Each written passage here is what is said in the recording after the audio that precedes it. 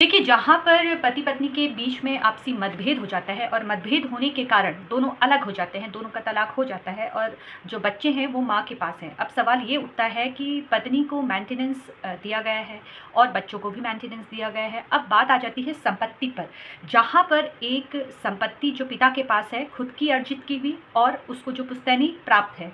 तो सवाल ये उठता है कि जहाँ पर पति-पत्नी के बीच में तलाक हो चुका है, तो क्या ऐसी संपत्ति पर बच्चे का अधिकार होगा? क्या उसको पिता की संपत्ति प्राप्त होगी? देखिए, इसको इस तरह से समझते हैं कि संपत्ति 2 तरह की होती है। एक जो पिता ने खुद अर्जित की है और दूसरी जो उसे उनके पिता से प्राप्त हुई है। जैसे कोई खेती की संपत्ति है या कोई ज़मीन है।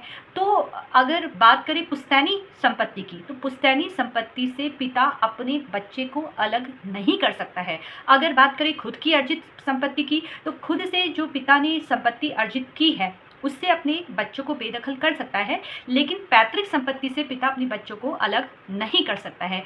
दूसरा, इसको इस तरह से भी हम समझ सकते हैं कि मान लेते हैं तलाक हो चुका है पति-पत्नी के बीच में, पिता के द्वारा दूसरा विवाह कर लिया गया है। अब उससे भी संतान पैदा हुई है दूसरी पत्नी से, पहली पत्नी से तलाक हो चुका है, पहली पत्नी के बच्चे हैं।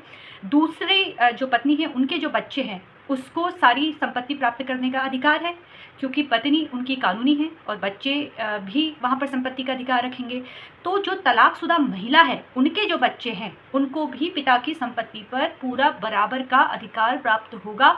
बच्चों को पुश्तैनी संपत्ति में बराबर हिस्सा मिलेगा। लेकिन अगर बात करें पिता के द्वारा अर्जित संपत्ति की, तो वहाँ पर पिता जिस बच्चे को जो संपत्ति देना चाहता है या नहीं देना चाहता है, वो उस पर निर्भर करता है। फिलहाल कानूनी जानकारी प्राप्त करने के लिए इसी तरीके से आप लोग मुझसे जुड़ते रहिए। धन्यवाद।